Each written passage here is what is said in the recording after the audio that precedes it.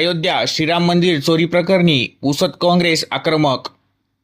पुसद काँग्रेसतर्फे जिल्हा काँग्रेस अध्यक्ष ॲडव्होकेट सचिन नाईक तथा प्रदेश महासचिव डॉक्टर मोहम्मद नदीम यांच्या उपस्थितीत सत्याग्रह आंदोलन व निवेदन। अयोध्या येथील श्रीराम मंदिर परिसरात घडलेल्या चोरीच्या घटनेच्या निषेधार्थ शहर व तालुका काँग्रेस कमिटी पुसद यांच्या वतीने दिनांक 14 जुलै रोजी पुसद शहरातील आझाद चौक येथील बालाजी मंदिरासमोर सत्याग्रह आंदोलन करून संबंधित प्रशासनाला निवेदन देण्यात आले।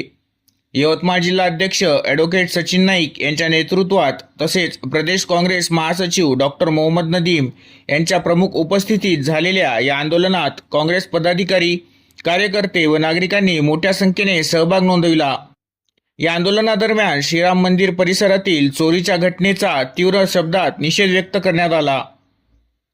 यावेळी श्रीराम मंदिरासह देशातील सर्व धार्मिक स्थळांची सुरक्षा अधिक बळकट करावी, चोरीच्या घटनेचा सखोल तपास करून दोषींवर कठोर कारवाई करावी, तसेच भविष्यात अशा घटना पुन्हा घडू नयेत यासाठी प्रभावी उपाययोजना कराव्यात अशी मागणी निवेदनाद्वारे करण्यात आली। या प्रसंगी शहर काँग्रेस कमिटीचे अध्यक्ष जिया शेख, तालुका काँग्रेस कमिटीचे अध्यक्ष ज्ञानदीप कांबळे, अल्पसंख्याक काँग्रेस महासचिव सय्यद इश्तियाक, युवक काँग्रेस महासचिव सुजित मानकामे, तहसीन खान, महिला काँग्रेस अध्यक्ष नगरसेविका योगिता नेमायते, सय्यद जानी, युवक विधानसभा अध्यक्ष अभिलाष खैरमोडे, मसूद मिर्झा, प्रकाश नेमायते, चेतन कांबळे, सुमेध कुलदीपके, शांडी कांबळे, अंकु बिरगड, बौद्धी इंगोले, काँग्रेसचे पदाधिकारी, कार्यकर्ते आणि नागरिक मोठ्या संख्येने उपस्थित होते।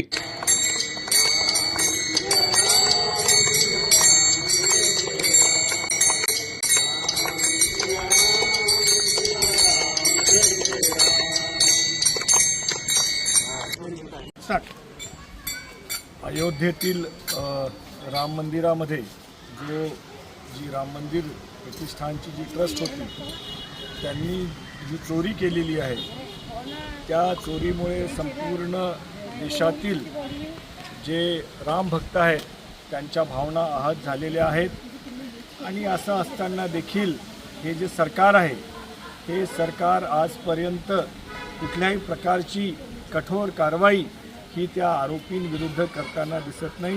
हेही मोठं देशाचं दुर्भाग्य आहे।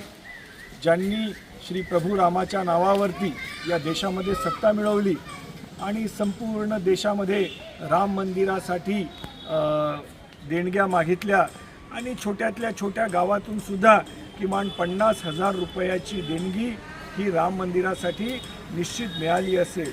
या भारतामध्ये 6 लाख जवळपास गावं आहेत, 8,000च्या वर नगर महानगर आहेत।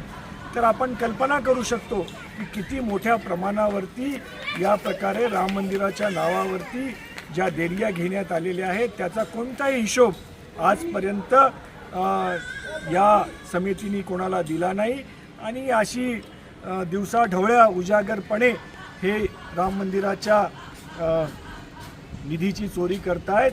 खरोखरच हे आपल्या सगळ्यांसाठी अतिशय दुर्भाग्य आहे। म्हणून आम्ही केंद्रातील मोदी सरकारला आणि उत्तर प्रदेशमधील योगी सरकारला या माध्यमातून विनंती करू इच्छितो की ज्या राम भक्तांच्या ज्या भावना आहत झालेल्या आहेत त्यावरती कुठे ना कुठेतरी त्यांनी गांभीर्याने विचार करून या दोषींवर कारवाई करून हा अपहार झालेला निधी पुन्हा राम मंदिराच्या कोशामध्ये जमा करावा।